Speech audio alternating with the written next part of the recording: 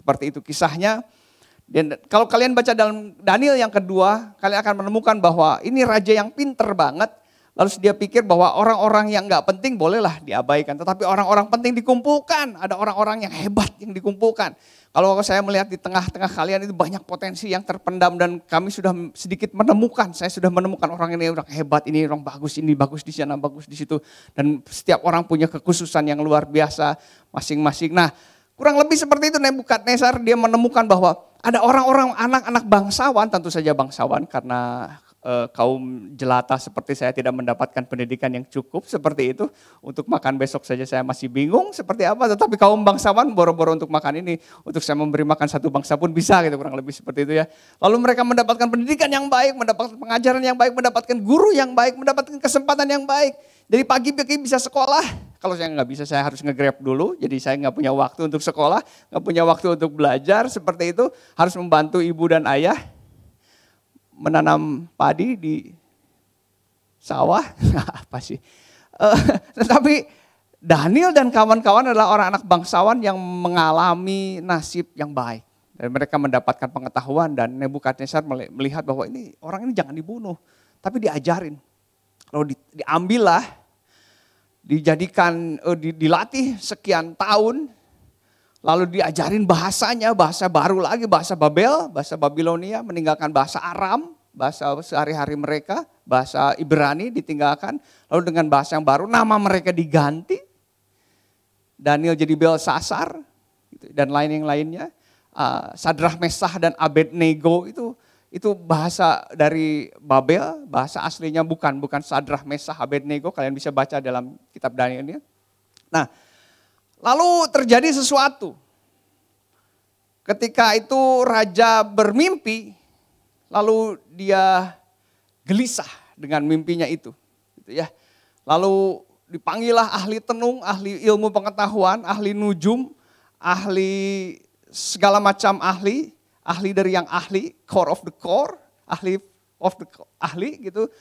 Lalu dibuat sebuah pernyataan, coba terangkan tentang mimpi saya. Nah yang aneh, semua kan bilang, oh kalau gitu mimpinya apa? Gitu ya. Nanti kami terangkan, nanti kami ada primbonnya nih, kalau mimpinya tentang buang air itu artinya akan dapat dapat ini, dapat itu gitu ya. Tapi raja katakan enggak gitu cara mainnya. Saya enggak akan cerita mimpinya, kalian harus menceritakan mimpi yang tidak kalian mimpikan dan harus menceritakan apa artinya. Masalah? Masalah, itu problem saudara. Tapi sebelum masuk ke sana, nanti kita akan melihat tentang bagaimana kisah itu. Tetapi saya akan menyoroti terlebih dahulu sebelum fokus pada kisahnya yang begitu mencekam. Bagaimana akhirnya dari raja yang aneh ini ketika dia meminta sesuatu yang di luar kemampuan manusia. Kita melihat bahwa tadi saya mulai dengan bahwa ada banyak Daniel di tempat ini. Benar? Ada Daniel Manata, ada Daniel Gatot, ada Ariel Daniel loh sebenarnya. Ariel Daniel apa gitu namanya. Enggak, bohong. Enggak. Dan setiap Daniel dilahirkan pada tahun yang berbeda. Benar? Daniel itu tahun 92, Daniel yang itu 99 kalau nggak salah. Daniel Manata 70-an kayak saya. Ariel Daniel pada tahun yang berapa dan Daniel Panji lebih tua lagi tadi khotbah di bawah. Setiap kita ditempatkan Tuhan untuk sebuah tujuan. Setiap kita ditempatkan Tuhan untuk hidup di dalam masanya, dalam perjuangannya. Manusia, mari kita buka. Oh, lanjutannya. Oke.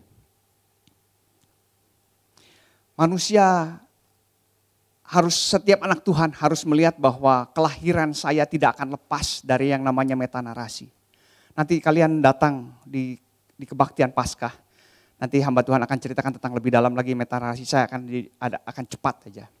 Setiap kita memiliki bagian di dalam metanarasi. Metanarasi adalah gambaran besar dari Allah, tujuan Allah dan cerita tentang Allah di dalam kehidupan manusia, dalam kehidupan alam semesta ini. Manusia itu penciptaan sebagai imago Dei, sebagai makhluk yang serupa dan segambar. Image of Deis, ya, imago Dei, gambar dari Allah. Lalu manusia mengalami kejatuhan. Adam jatuh dalam dosa, lalu kita kebagian semua mewarisi dosa Adam. Kemudian ada Yesus penebusan, Kristus menebus umat manusia dan ciptaan. Kristus menebus semua umat manusia. Kristus menginginkan setiap manusia untuk diselamatkan. Kristus tidak pernah memilih, Kristus menginginkan semua untuk diselamatkan. Tradisi Pentakosta mengatakan bahwa semua orang Allah rindukan untuk diselamatkan. Tetapi ada orang-orang yang menolak untuk diselamatkan. Ya, tradisi Pentakosta, tradisi gereja kita seperti itu ya. Jadi Allah menginginkan semua orang. Allah tidak pernah memilih-milih. Allah menginginkan semua orang. Tetapi pilihan kembali kepada manusia. Manusia memiliki tanggung jawab untuk menolak Allah atau menerima Allah. Firman Tuhan katakan demikian. Banyak ayat yang tersebar ketika orang-orang yang menolak kasih karunia itu. Dan melalui Kristus. Lalu nanti pemulihan, kalau kalian ikut Biblical Night Kemis kemarin, ada disamakan inklusi, yaitu menyatu dengan Tuhan dan kita dipulihkan. Nah, ini adalah rancangan besar tentang manusia. Dan harus kalian tahu bahwa kalian ada di dalamnya. Kita ada setelah penebusan menuju pemulihan. Daniel ada setelah kejatuhan dan menuju penebusan. Nangkep ya? Jadi Daniel tadi tuh ada di situ tuh, antara kejatuhan dan penebusan dia lahir di situ. Tetapi kehidupannya harus tergabung dalam kisah ini. Kehidupannya tidak bisa terlepas dari kisah ini. Nah, kehidupan kita juga termasuk di dalamnya. Jangan anggap ketika Yesus selesai, ketika Yesus firman Tuhan itu sudah dibukukan oleh bapak-bapak gereja, oleh murid-murid Yesus, lalu kehidupan kita selesai. Lalu kehidupan firman Tuhan selesai, kehidupan kita berbeda dan keluar dari firman Tuhan itu. Tidak demikian. Kita belum sampai kepada pemulihan. Artinya setiap kita akan menempel, ada di dalam kisah ini. Ada di dalam kisah ini dan jangan berpikir bahwa setelah Alkitab, setelah zaman Yesus, maka saya tidak ada lagi dalam kisah itu. Enggak, kisahnya belum selesai. Metanarasinya itu sampai pada pemulihan, sampai pada kita menyatu dengan Allah. Masuk surga gitu maksudnya, menyatu dengan Allah. Itu baru selesai. Nah, kita masih ada di dalam menuju pemulihan itu setelah penebusan Kristus. Jadi sadari ada Daniel yang di sana dengan Daniel yang di sini itu menempel di dalam metanarasi ini. Setiap kita adalah bagian di dalamnya. Setiap kita Tuhan tidak lahirkan lalu abaikan begitu saja. Tidak. Setiap kita ada sesuatu yang akan menghidupi ini, kisah ini. Akan menjadi bagian di dalamnya. Kalau tadi ada 2 orang tamborin itu dia berpikir bahwa apa gunanya saya dengan metanarasi. Dia sedang melakukan sesuatu dan menjadi bagian di dalamnya. Saya sedang menjadi bagian di dalamnya. Dan kalian semua sedang menjadi bagian di dalamnya. Gitu ya, jadi jangan anggap bahwa saya tuh ada di luar firman Tuhan dan saya tidak lagi sedang membangun sejarah. Tidak, kita sedang membangun sejarah itu. Dan sejarah itu belum selesai. Dan engkau dan aku akan mengisinya di dalamnya. Nah, kita akan belajar ketika kita mengisi itu, kita akan belajar dari pelajaran kisah dari Daniel gitu ya. Kalau kita melihat kisah Daniel, kita melihatnya seperti sesuatu yang tidak wow ketika dia dipanggil oleh Tuhan. Pada waktu itu dia anak bangsawan, dia belajar tetapi dia tidak tahu apa bagian dia di dalam metanarasi ini. Apa bagian dia di dalam kisah besar Allah ini dalam kehidupan dia. Saya itu ada di bagian mananya Tuhan. Dia tidak tahu, dia tidak dipanggil untuk itu. Dia anak bangsawan, dia mau belajar, asik-asik have fun, belajar, senang dengan teknologi, senang dengan ilmu pengetahuan dan lain sebagainya. Lalu tiba-tiba negerinya diserbu, dia menjadi tawanan, dijajah. Gitu ya. Dia tidak melihat ada panggilan di dalamnya. Kalau kita melihat dari panggilan Paulus itu luar biasa. Ketika sedang berkuda, lalu Allah datang dalam bentuk sinar yang begitu terang. Cereng, wow, sinar ini berapa lumen ini, berapa juta lumen. Sampai matanya menjadi buta. Dia terjatuh dari kuda itu. Lalu ada suara. Saul, Saul, kenapa engkau menganiaya aku? Wah, itu panggilan keren tuh. Daniel, Daniel. Ngapain aja kamu selama ini Daniel? Wah, dia langsung, oh ya Tuhan, aku mau ikut Tuhan. Lebih benar gak itu panggilan keren banget. Tetapi Daniel tidak. Tidak ada panggilan, tidak ada suara, tidak ada cahaya yang turun, tidak ada mimpi, tidak ada apa-apa. Dan lebih parah lagi, masa depannya hancur karena dia sedang dijajah. Dia diambil, ditawan menjadi budak. Oh iya, gambaran tentang budak tidak selamanya seperti abad ke-15. Ketika abad-abad ke-18, abad ke-19 baru mulai, lalu budak diperlakukan di cerita-cerita. Kalau kita lihat film-film budak itu di Amerika seperti itu ya, 24 slave, 24, 12, apalah. Yang ingat sih 13 hour in Bagasi yang saya ingatnya, kalau angka-angka saya lupa aja gitu. Nah, ada kisah-kisah tentang budak yang diperlakukan, enggak semua. Karena Daniel pun budak tetapi dia bisa menjadi ke atas. Ingat? Ketika Yusuf jadi budak, dia bisa jadi pemimpin di atasnya. Jadi konsep budak kita tidak sama dengan konsep abad 15 sampai abad 19. Tidak selalu seperti itu. Ada kemungkinan budak naik ke atas juga. Tapi pada waktu itu tidak tahu namanya apa, pegawai atau apa. Masalahnya pegawainya ini ngambil dari jarahan. Ya budak lah namanya, seperti itu ya. Nah, tetapi ya nasibnya ya tidak bisa hebat. Dan mungkin selesai sudah.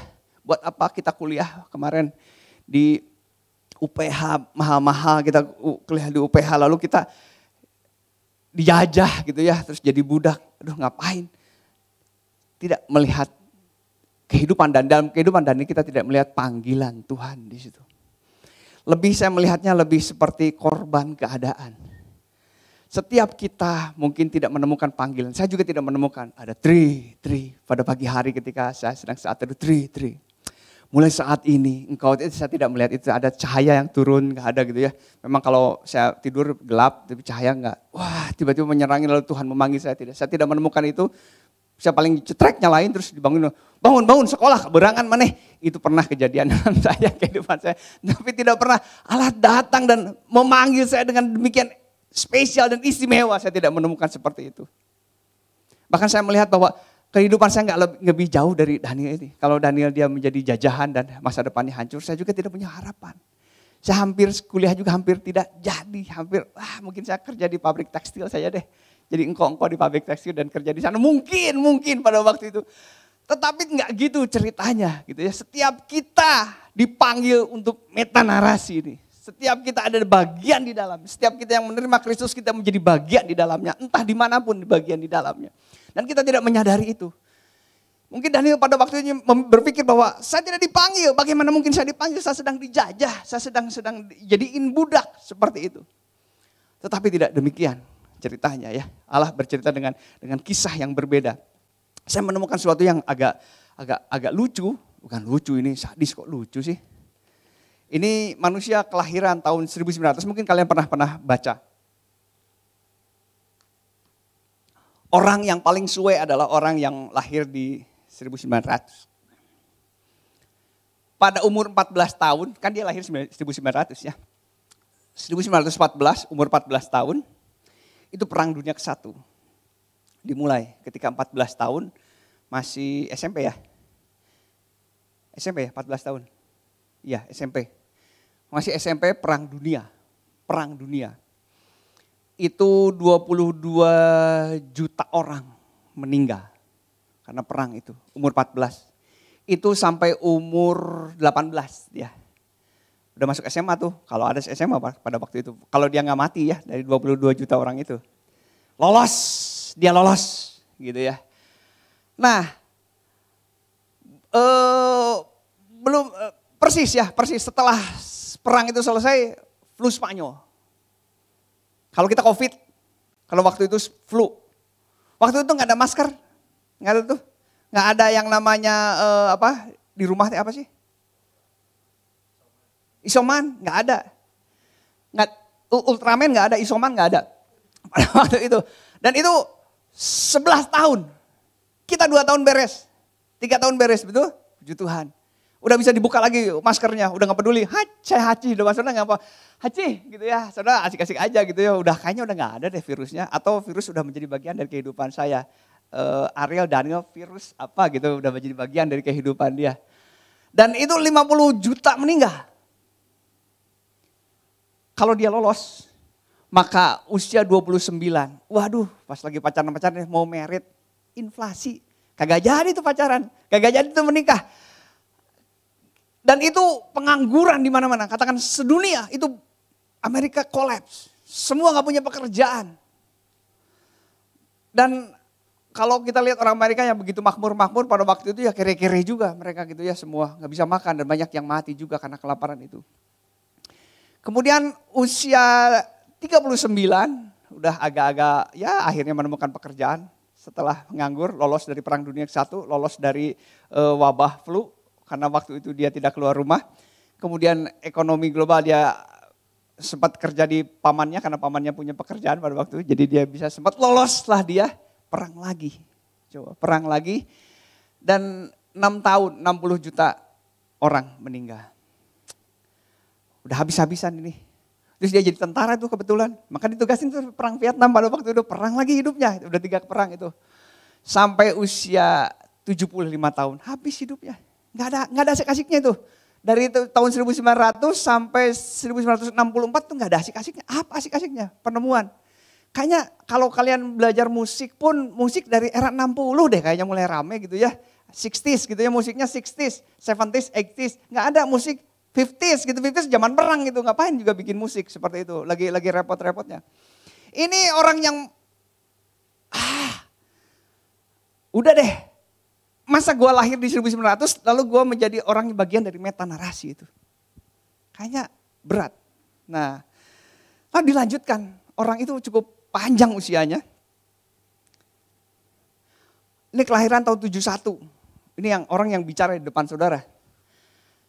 Nah apa yang terjadi, gak ada perang lagi nih, udah gak ada perang karena umur 4 udah selesai perang Vietnam, udah terakhir itu. Tapi dari pagi saya mendengar itu Rhoma Irama, begadang jangan begadang, itu pagi-pagi tetangganya itu sampai kedengeran. Kenapa tetangga dari zaman saya umur 4 tahun sampai sekarang tetap sama nyetel lagu dangdut kenceng-kenceng gitu ya. Sekarang saya sudah hidup lagi ada di Dago di atas, itu dangdutan sampai jam 11 malam. Itu bergema karena saya kan rumahnya begitu ya. Cekung gitu, ada di bukit ini, saya ada di bukit itu. Lalu dia nyalakan itu sound systemnya, maka satu lembah itu mendengar dangdutan. Sampai jam 11 malam, sampai jam 11 malam. Anak-anak saya udah gede-gede, udah pakai earphone, headphone, papahnya juga lagi membaca firman Tuhan gitu ya. Jadi gak terlalu terganggu. Tetapi kenapa Rhoma Irama dari umur 4 tahun sampai saya umur 27 sekarang, kenapa harus dengar seperti itu? Saya menemukan tentang Kus Plus. Saya menikmati pernah disco. Ada disco, ada musik disco, ada roller skate. Roller skate nggak ada zaman sekarang ya. Ice skating juga nggak ada. Ada band-band legend yang saya menikmati. Saya pernah ketemu Scorpion, pernah manggung bareng dengan Genesis, saya pernah The Purple dengan orang-orang hebat pada waktu. Saya pernah tahu. Saya pernah ikut konsernya kemana-mana, saya menghabiskan hidup saya dari satu konser ke konser yang lain. Katanya kere, tapi kok bisa itu ya konser juga. Saya menikmati ada Piala Dunia, ada Maradona. Saya menikmati Madonna, kalian tahu Madonna? Nggak tahu ya, coba search nanti ya. Madonna, Maradona tahu Maradona? Maradona tahu, oh kerenan Maradona ternyata dari Madonna ya. Ada Madonna, ada Karl-Heinz Rummenigge. Nggak tahu. Itu pemain Jerman, sepak bola Jerman, idola saya. Gitu ya. Dia jadi pelatih dan lain sebagainya. Tahun 83 Gunung Galunggung meletus. Kalian udah lahir 83? Belum ya, belum lahir. Pada waktu itu ketika mau sekolah pagi-pagi, kok terangnya nggak terang-terang sampai jam 8 gitu ya. Nggak ada handphone. Pada waktu itu tidak ada handphone, ada telepon, tapi kami tidak punya telepon. Bagaimana caranya supaya tahu apakah hari itu libur atau tidak? Tidak ada yang tahu. Kami lihat ke atas, tidak ada asap yang Indian yang katakan tung pung pung. Oh itu kode bahwa itu nggak ada kuliah, nggak ada pada waktu itu, nggak ada morse asap itu nggak ada pada waktu itu, gelap semuanya. Sekolah nggak nih? Anak-anak udah gemeteran. Papahnya, mamahnya udah nggak mungkin sekolah. Bagaimana mungkin sekolah? Ini abu semua. Bagaimana mungkin? Tapi Pak ada PR yang harus dikumpulkan. Aduh. 83 itu, saya ngalamin seperti itu. Saya mengalami kelahiran komputer yang pertama kali. Ada komputer dimasukin pakai flash disk. Bukan flash disk. Disket itu isinya berapa giga? Enggak ada giga. Wah, pokoknya jadul. Dimasukkan ada bunyinya. Seperti itu. Internet mulai baru nyambung. Internet seperti itu. Ada HP Nokia. Aduh, HP Nokia itu terbaik pada waktu itu. Kuat banget. Itu dilempar anjing-anjingnya mati itu. Saking kuatnya HP Nokia. Ada BlackBerry, kalian menikmati BlackBerry? Udah ada ya. Berarti nanti yang slide ketiga adalah umur kalian ya, nanti akan cerita di bawahnya. Ada perang Malvinas, tahu pernah mendengar perang Malvinas? Inggris dan Argentina berperang. Nggak tahu ya? Oh, cukup ramai juga pada waktu. Perang Afghanistan, ada Rusianya ikutan di dalam, ada Amerika perang di Afghanistan. Ngikutin? Ada pernah? Ya pernah baca mungkin ya. Ada Iran dan ada COVID. Saya ada bagian di mananya dari meta narasi itu Tuhan. Saya bagian dari mananya.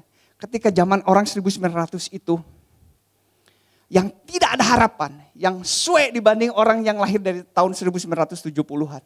Tadi 75 akhir ya, 70-an itu dilanjutkan. Dari orang yang suwe itu, apakah ada tokoh rohani di dalamnya? Ada. Namanya aja Dietrich Bonhoeffer.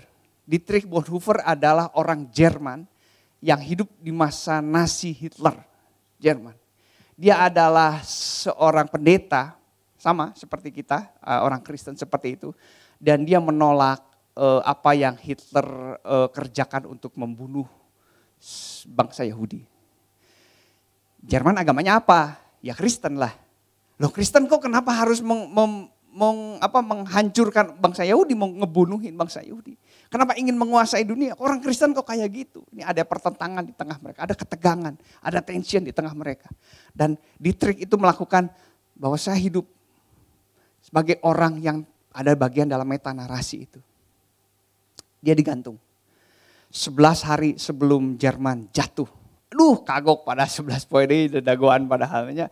Pergi dulu ke Cikole deh, nungguin aja di sana gitu ya supaya gak digantung. Beda 11 hari digantung duluan, 11 hari kemudian Jerman jatuh.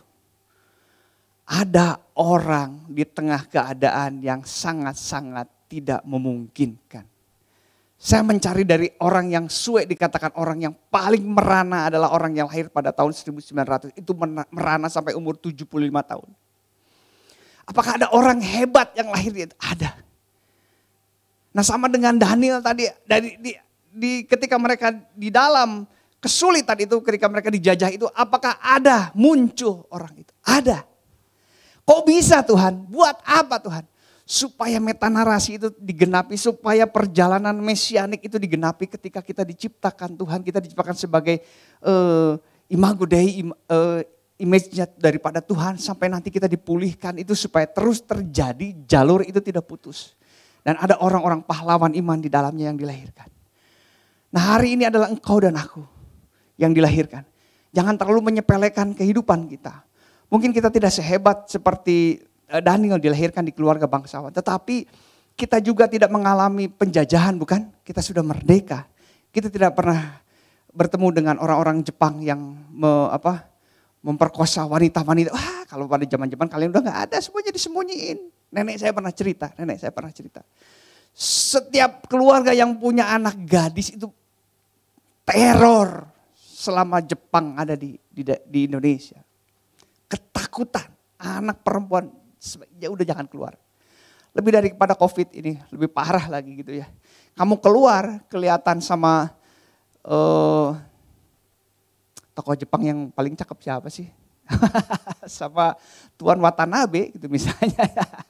Habis sudah tuh, langsung diambil.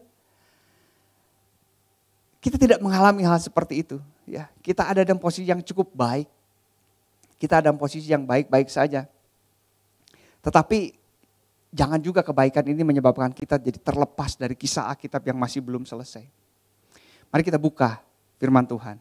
Lah dari tadi gak buka firman Tuhan. Daniel yang kedua. Nanti kalian baca di rumah, kita akan lebih fokus pada ayat-ayat yang berikut ini. Ada ayatnya gak ya? Saya lupa.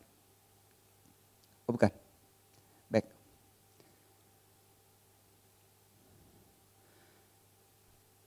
Ah ini, sorry. Ya, thank you. Daniel kedua ayat 20 sih. Bukan ayat itu. Ayat dari ayat 11. Daniel kedua ayat 11. Ini adalah poin terakhir. Ya, Daniel 2 ayat 11 sampai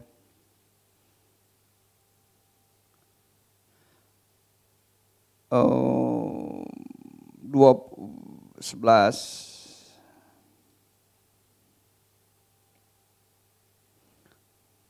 Nah, kita baca dari Daniel 11 saja. Bisa di per ayat bisa? Hebat, good. Kita akan baca bersama-sama. Apa yang diminta Tuanku Raja adalah terlalu berat dan tidak ada seorang pun dapat memberitahukannya kepada Tuanku Raja selain daripada dewa-dewa yang tidak berdiam di antara mereka. Ini adalah perkataan para ahli-ahli jampi, ahli-ahli tenung, ahli-ahli sihir, ahli-ahli mimpi dari Nebukadnezar. Ketika diminta bahwa ayo ceritakan tentang mimpi saya gitu. Ya harus apa? Mimpinya apa Tuanku? Enggak, mainannya enggak gitu. Kalau kalian enggak bisa, kalian dibunuh sama saya. Aduh, serem banget gitu ya. Ini raja seenaknya, agak seenaknya. Maka raja menjadi sangat geram dan murka karena hal itu. Lalu ditahannya lah untuk melenyapkan semua orang bijaksana di Babel, termasuk Daniel dan kawan-kawan, Sadrah, Mesah dan Abednego itu. Ketika titah dikeluarkan supaya orang-orang bijaksana dibunuh, maka Daniel dan teman-temannya pun terancam untuk dibunuh, pasti. Lalu berkatalah Daniel dengan cerdik dan bijaksana kepada Aryok. Aryok adalah pimpinan pengawal raja yang telah pergi untuk membunuh orang-orang bijaksana di Babel itu. Dia bernegosiasi. Katanya kepada Aryok, pembesar raja itu, mengapa titah yang begitu keras ini dikeluarkan oleh raja? Lalu Aryok memberitahukan hal itu kepada Daniel. Dia bercerita.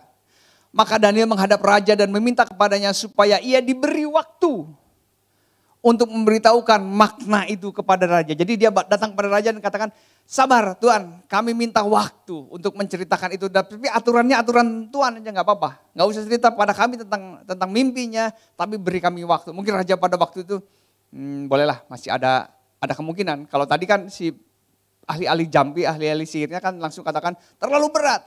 Hanya dewa-dewa saja yang tidak ditenggali manusia ini yang bisa menceritakan tentang mimpi Tuanku itu. Tapi Daniel katakan enggak, beri kami waktu. Kemudian pulanglah Daniel dan memberitakan itu kepada Hanaya, Misael dan Azaria, Sadrah, Mesah dan Abednego, teman-temannya. Dengan maksud supaya mereka memohon kasih sayang kepada Allah semesta langit mengenai rahasia itu. Supaya Daniel dan teman-temannya jangan dilenyapkan bersama dengan orang-orang bijaksana lain di Babel. Maka rahasia itu disingkapkan kepada Daniel dalam suatu penglihatan malam. Lalu Daniel memuji Allah semesta langit. Dikasih tahu dalam penglihatan. Berkatalah Daniel, terpujilah nama Allah dari selama-lamanya sampai selama-lamanya.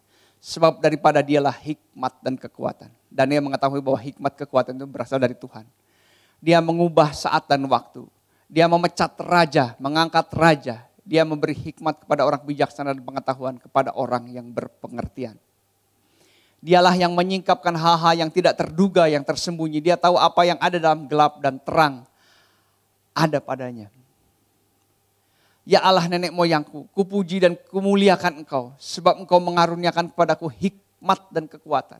Dan telah memberitahukan kepadaku sekarang apa yang kami mohon kepadamu. Engkau telah memberitahukan kepada kami hal-hal yang bersoalkan raja. Sebab itu pergilah Daniel kepada Aryok yang telah ditugaskan raja untuk menyelamatkan orang-orang bijaksana di Babel. Maka pergilah ia serta berkata kepadanya, demikian, orang-orang bijaksana di Babel itu jangan kau lenyapkan. Bawalah aku menghadap raja, maka aku akan memberitahukan kepada raja makna itu. Aryok segera membawa Daniel menghadap raja serta berkata kepada raja demikian. Aku telah mendapat seorang dari antara orang-orang buangan dari Yehuda, orang-orang buangan. Yang dapat memberitahukan makna itu kepada raja. Bertanyalah raja kepada Daniel yang namanya Belsasar. Sanggupkah engkau memberitahukan kepadaku mimpi yang telah kulihat dengan maknanya juga? Daniel menjawab, katanya kepada raja. Rahasia yang ditanyakan raja tidaklah dapat diberitahukan kepada raja oleh orang bijaksana, ahli jampi, orang berilmu atau ahli nujum. Tetapi di sorga, tadi dikatakan bahwa para ahli nujum katakan hanya dewa-dewa yang hidup yang tidak ada dengan hidup, tidak bersama dengan manusia yang bisa menceritakan tentang mimpi itu. Tapi Daniel katakan di sorga, bukan dewa-dewa itu. Dia membuat perbedaan. Ada Allah yang menyingkapkan rahasia-rahasia. Ia telah memberitahukan kepada Tuanku Raja Nebukadnezar apa yang akan terjadi pada hari-hari yang akan datang. Mimpi dan penglihatan-penglihatan yang Tuanku lihat di tempat tidur adalah ini. Stop. Terima kasih. Kita melihat pergumulan dia. Setiap kita mengalami pergumulan, orang yang lahir dari tahun 1900 sampai orang 71 memiliki pergumulan yang berbeda-beda. Orang bisa mengatakan bahwa pergumulan orang tahun 1900 ya mengerikan. Kalau dia lolos, dia harus lolos dari minimal ada 3 perang, ada 1 wabah, ada 1 kehancuran ekonomi dan lain sebagainya. Orang-orang setelah itu mengalami masa kejayaan yang mungkin bencana alam juga tidak terlalu banyak, tidak terlalu heboh seperti itu.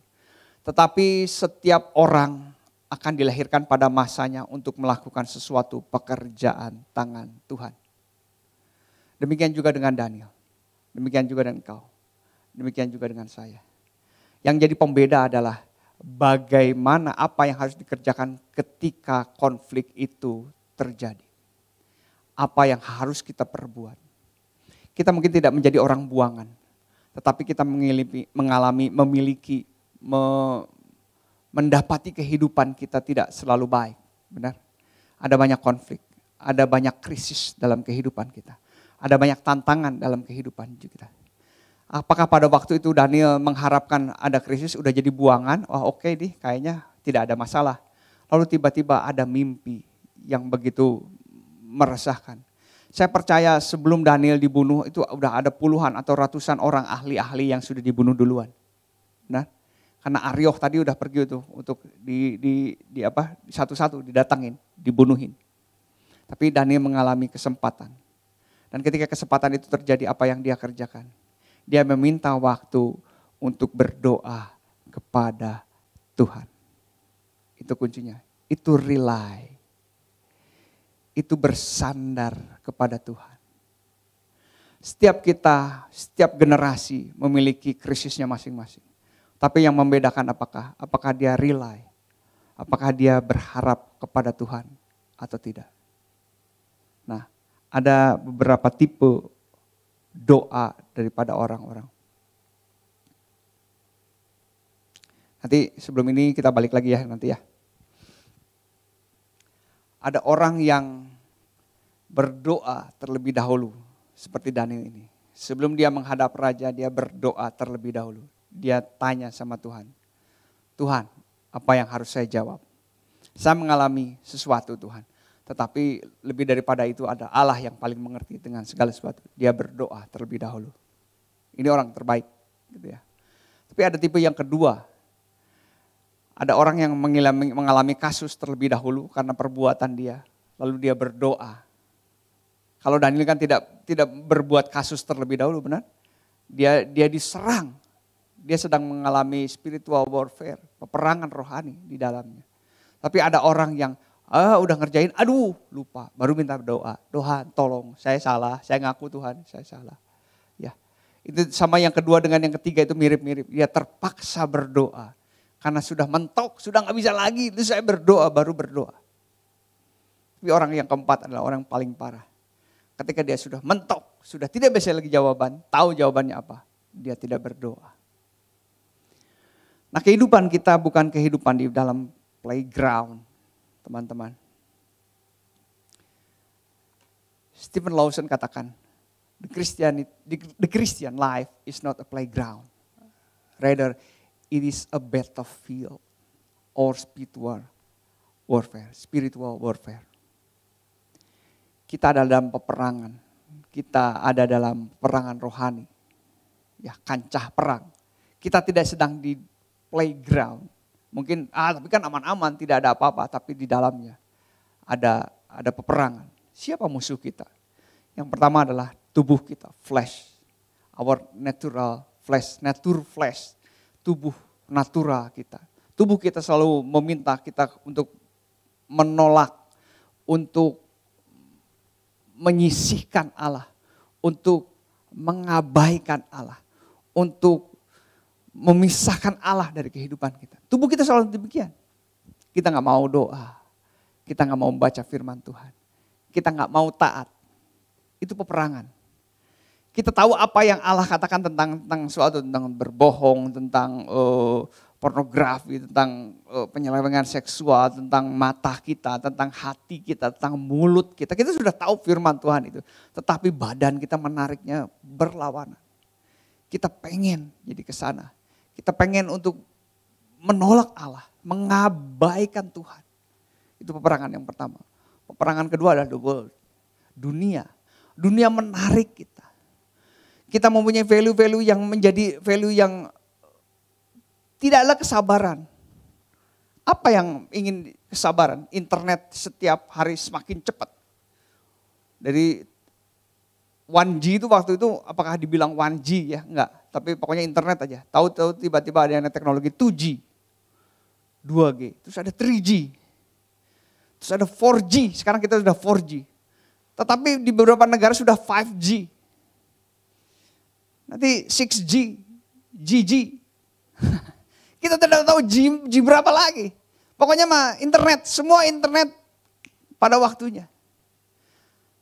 Ketika Tuhan katakan tentang kesabaran, ketekunan. Dunia tidak membawa kita untuk menjadi bersabar dan jadi tekun. Dulu saya janjian tadi zaman galunggung meletus, itu tidak ada telepon. Janjiannya pulang sekolah adalah kayak sore mengba jam 3, oke. Yes. Tidak ada lagi cerita. Dia ketabrak, dia disantet pada waktu jam 2, dia muncrut gitu jam 1, kita tidak tahu. Karena janjinya jam 3 mengba di dagoan, oke. Yes. Datang ke lapang, kamararana ya teh usaha sudah. Dan besok baru ketemu lagi jam 7 pagi, ay mana kamari kamana. Aduh sorry. Gue gelut waktu itu ngelawan geng 10 lawan orang gitu misalnya. Ya kan kita gak tahu ceritanya. Bejaan aku mah carana wah telepon. Tidak langsung ting, jam 3 aya iya orang terjadi gitu. Ya kan tidak ada juga langsung lupakan. Tidak ada berita, tidak apa. Dan saya harus menunggu. Dan kita harus menunggu untuk ketemu besok paginya untuk nanya. Dan itu belum tentu bisa marah-marah. Loh katanya janji jam 3 tapi gak ada. Oh gak bisa, saya harus nganter nenek. Nenek harus pergi kemana, ya saya harus antar. Kan kita tidak tahu seperti itu. Dan saya harus menunggu besoknya lagi. Waktu lambat pada waktu itu. Waktu berjalan lambat. Seminggu tuh lama. Karena nunggu sudah. Sekarang sebulan udah cepet. Udah Maret lagi. Karena cepet, penuh hari-harinya. Ini gak bisa ganti. Kasusnya ganti itu, janjian terjadi, ganti acara, yuk. Tuh bisa, diundur, sibuk dari pagi, terus, jawabin terus ya. Ganti planning, ganti itu, baru cicing ternyata gak ngerjain apa-apa juga, duduk aja seharian itu ganti planning aja terus. Dunia menyeret kita untuk menjadi orang yang tidak sabar. Ketika firman Tuhan katakan, ayo tekun, ayo bersabar. Kita tidak diajar untuk bersabar. 4G, 5G itu cepat semuanya. Kiriman. Saya pernah cerita itu waktu kalau dulu zaman 48 itu ngirim seminggu. Saya ngirim ke Cirebon itu seminggu. Paling cepat 4 hari ke Cirebon. Lalu orang jadi 2 hari, JN hebat jadi 2 hari. 2 hari sekarang mah same day. Sekarang. Kalau bisa mah saat itu ketika klik, datang deh gitunya. Can kayak kirim ke, can kayak bayar gitu. Udah datang barangnya gitu. Udah hebat, pengen cepet. Dunia membawa kita kepada hal seperti itu. Coba teliti banyak hal kemajuan dalam kehidupan kita. Tidak membawa orang untuk semakin punya value yang baik. Tidak lagi kesabaran, tidak lagi murah hati, tidak ada belas kasihan. Ngapain belas kasihan kalau saudara ikutan Twitter itu, waduh.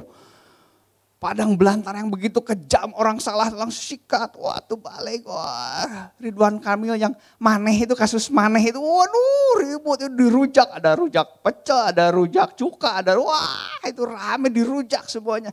Itu di mana belas kasihannya? Orang tidak lagi peduli dengan ada apa cerita sesungguhnya, ada apa. Tidak peduli, langsung disikat semuanya. Tidak lagi belas kasihan. Musuh kedua kita adalah dunia. Yang ketiga adalah the devil. Yang sedang dihadapi oleh Daniel adalah musuh yang ketiga itu. Langsung peperangan rohani. Ya, mengalami hal-hal yang langsung berhubungan dengan nyawa seperti itu. Nah, kehidupan engkau dan aku itu bukan playground. Kehidupan engkau dan aku adalah battlefield. Dulu orang langsung attack langsung. Iblis attack secara direct attack langsung. Ketemu serang, ketemu santet, ketemu iblis seperti itu ya. Sekarang kita lebih soft lagi. ke gereja, kayak atuh, sekali 5 menit deh, telat 5 menit, matu mana, tenanaon atuh. Minggu kamari telat 5 menit, berarti anak udah 10 menit telat nak. Nanti mah kayak puji-pujian baru masuk, pas firman Tuhan aja baru masuk gitu. Firman Tuhan gesok tunu, mun gitu mah berarti setengah firman Tuhan aja dengerin. Kan poin terakhirnya yang penting mah bener tuh. Nya benernya. Mun gitu mah seperempat terakhir aja setelah firman Tuhan. Bener gak? Serangan kita tidak langsung attack. Tidak iblis ngebleg-beg langsung lalu menyerang kita. Serangan itu perlahan-lahan. Si eta mah gitu. Tapi kan gak boleh ya ngahakimin orang. Ini bukan ngahakimin, ini mah pendapat kamu. Sok tulis di IG. Goblok maneh gitu ya. Itu kan cuma pendapat. Saya tidak sedang menyerang dia. Inyanya boleh ya, kayaknya gitu. Dan semua orang seperti itu. Lebih keras lagi, lebih kasar lagi dari kata-kata itu saya nggak ada. Kalau dia kasar seperti itu saya ada di bawahnya. Lalu lebih hebat lagi, itu peperangan kita. Peperangan kita seperti lembut tetapi menghancurkan. Kita tidak mengalami apa-apa, tapi kita menjadi hancur di dalamnya. Nah, kita tidak mau jadi seperti itu. Kita mau jadi orang yang seperti Dietrich Bonhoeffer tadi. Orang Jerman tadi. Mungkin kita tidak mengalami harus digantung. Tetapi kebenaran adalah kebenaran. Kita harus jadi orang yang bagian di dalamnya. Daniel 2 ayat 20. Ini yang terakhir baru deh.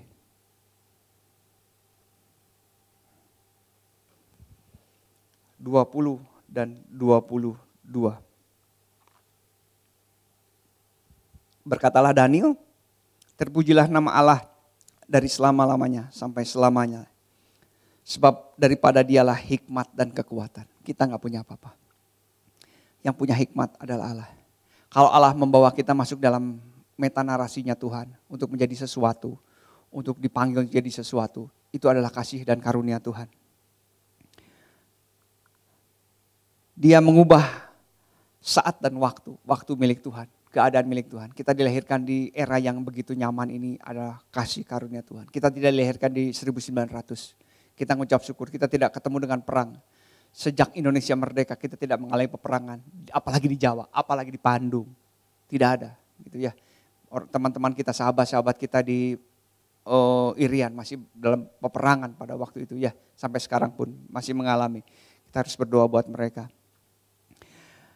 Dia mengubah saat dan waktu, dia memecat raja dan mengangkat raja. Dia memberi hikmat kepada orang bijaksana dan pengetahuan kepada orang yang berpengetahuan. Dialah yang menyingkapkan hal yang tidak diduga, yang tersembunyi. Dia tahu apa yang ada di dalam gelap dan terang ada padanya. Kita hanya bisa berharap kepada Tuhan. Kita hanya bisa bergantung kepada Tuhan. Kita hanya bisa rely kepada Tuhan. Kita tidak bisa, kita tidak tahu. Tetapi setiap kita, seharusnya yang kita tahu bahwa kita adalah bagian dari metanarasinya Alkitab, dari grand design-nya Tuhan. Grand design-nya Tuhan. Saya selalu ngomong sama anak-anak muda, ketika kalian hidup, ketika kalian kerja, ketika kalian berkarir dan lain sebagainya, sadarilah bahwa itu adalah panggilan. Kita tidak kerja untuk karir, kita tidak kerja untuk uang, kita tidak kerja untuk keluarga, kita tidak kerja untuk bisa jadi hedon, kita tidak kerja untuk mengumpulkan harta di dunia ini. Kita tidak kerja untuk menjadi lebih baik pangkatnya. Kita tidak kerja untuk sesuatu yang sifatnya dunia dan kita akan tinggalkan. Tetapi kita bekerja, kita melayani karena dipanggil Tuhan. Kita dipanggil pada saat dan waktu yang tepat untuk kita. Untuk menjadi sesuatu. Kalau kita tapi pekerjaan saya adalah pekerjaan yang paling rendah. Saya katakan, saya pernah bawakan di tempat ini, tidak ada pekerjaan yang rendah. Seorang yang menanam kedelai itu suatu saat bisa sampai di mejanya Pak Jokowi untuk bisa makan kedelai hijau gitu ya. Bubur kedelai dan lain sebagainya. Seorang yang katakan, saya kerjanya apa? Kayaknya tidak ada deh. Tidak ada yang pekerjaan yang tidak ada deh. Semua pekerjaan adalah panggilan. Setiap kita dipanggil. Kita tidak tahu saya tidak tahu apa yang Allah panggil dalam kehidupanmu. Tapi kita adalah bagian dari metanarasinya Alkitab. Dari panggilan Tuhan itu. Sadari itu. Mulai saat ini, ketika ada segala sesuatu terjadi dalam kehidupanmu, mari berharap kepada Tuhan. Karena gelap terang, raja diangkat, raja dipecat. Dia yang menguasai waktu daripada Tuhan. Jadi orang yang pertama yang melakukan segala sesuatu berdoa dulu kepada Tuhan. Jadi orang yang punya jarak dengan gadget saudara. Perjuangan saya di zaman X, generasi X, saya generasi X tahun 80 sampai something, adalah berjuang untuk berjarak dengan materi, keuangan, dan kekuasaan. Saya berpuasa untuk agak berjauh dengan keuangan. Saya tidak lagi bawa uang segala-galanya dalam kehidupan saya. Tapi generasi sekarang udah berbeda lagi.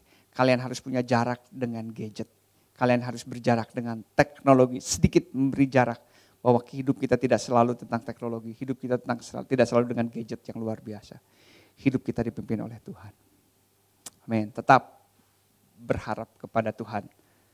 Tuhan Yesus memberkati. Mari kita berdoa. Dalam kehidupan kami ini Tuhan, kami percaya Engkau menyertai kami Tuhan. Kalau kami dilahirkan pada era kami Tuhan, kami percaya Allah sedang memiliki rencana besar dalam kehidupan setiap kami Tuhan.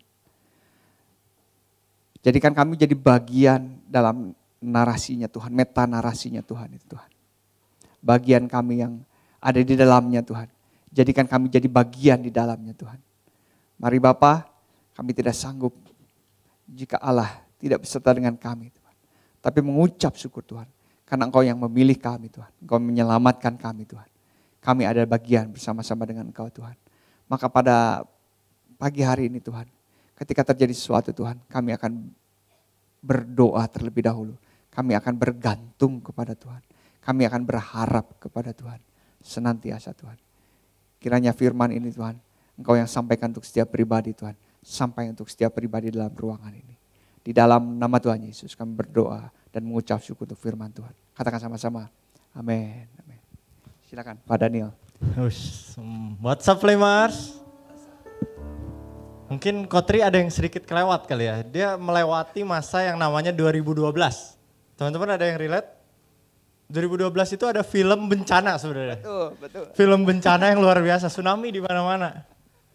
Luar biasa. Nah, sekarang gue mau bagiin sedikit pengumuman. Yang pertama, buat teman-teman yang pengen olahraga di hari Minggu, jam 4 sampai jam 6 benar?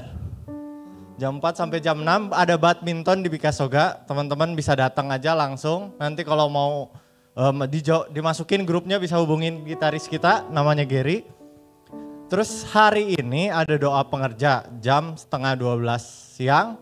Habis Flame ini langsung turun di basement. Buat teman-teman yang sudah melayani, saya harapkan datang ya ke doa pengerja.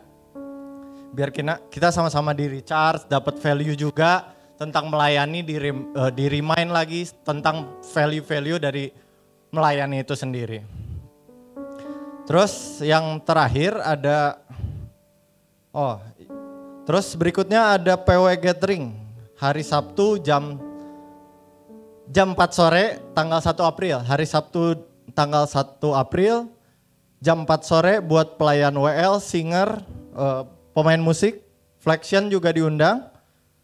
Dan teman-teman yang mau join pelayanan PW yang saya sebutin tadi itu bisa langsung join aja ke sana. Ingat hari Sabtu 1 April jam 4 sore, boleh dicatat dulu sama teman-teman. Terus yang berikutnya, dan tidak henti-hentinya di Flame, buat teman-teman yang gak punya komsel bisa kontak ke pengurus di tempat ini biar kita sama-sama berkomunitas, saling menajamkan sesama kita gitu. Kan manusia menajamkan sesama manusia, besi menajamkan besi. Jadi kita di komsel ini kita sama-sama bergesekan, kita sama-sama saling ngingetin satu dengan yang lain biar kita semakin serupa dan segambar dengan Kristus. Terus yang terakhir, buat teman-teman yang mau join pelayanan bisa hubungin pengurus di tempat ini. Pelayanan banyak macamnya di tempat ini kami sediakan. Jadi nggak ada alasan buat teman-teman kayak malu, kalian bisa melayani apapun. Dalam bidang digital juga bisa, dalam bidang mungkin hari Minggu kalian bisa juga melayani di belakang atau menjadi usher atau jadi Flexion mungkin yang suka dance, bisa banget. Udah sekian aja pengumuman, jangan lupa doa pengerja setelah Flame ini. Boleh minta Kotri tutup dalam doa? Terima kasih. Mari bangkit berdiri. Temani saya. setelah doa berkat kalian bisa nyanyikan lagu apa biasanya? Praise God. Langsung nyanyi aja. Mari kita berdoa. Betapa kami mengucap syukur untuk kemurahan Engkau kepada kami Tuhan. Terima kasih kami masih bisa ibadah, kami bisa memuji nama-Mu Tuhan. Kami bisa berkomunitas, kami bisa bersama-sama pelayanan, bersama-sama hidup Tuhan. Bisa berolahraga dan bisa berkomunikasi dengan yang lainnya, bersosial Tuhan dengan yang lainnya. Kami mengucap syukur Engkau menempatkan kami dalam lingkungan yang baik sejauh ini Tuhan. Terima kasih Tuhan untuk kemurahan, terlebih untuk firman-Mu. Bawa kami lebih dalam lagi untuk masuk mengerti firman, mengerti Engkau Tuhan. Terlebih Tuhan, supaya kami semakin mengasihi Engkau Tuhan. Tuhan terima kasih untuk segala sesuatunya Tuhan. Dan kami mau menerima berkat yang daripada-Mu Tuhan. Mari kita angkat tangan kita. Marilah kita pulang dengan membawa berkat dari Allah Bapa, cinta kasih dari Tuhan Yesus yang menggantikan kehidupan kita dengan menggantikan diri kita oleh dirinya sendiri yang luar biasa, memberikan nyawanya ganti nyawa kita. Dan persekutuan dengan Roh Kudus yang senantiasa menghangatkan roh kita, membantu kehidupan kita, menerangi kehidupan kita, menegur kita, menghibur kehidupan kita. Kami terima berkat yang daripada-Mu Tuhan. Terima kasih Tuhan untuk segala sesuatu yang Allah sudah kerjakan dalam kehidupan kami Tuhan. Di dalam nama Tuhan Yesus kami terima berkat daripada-Mu. Amin.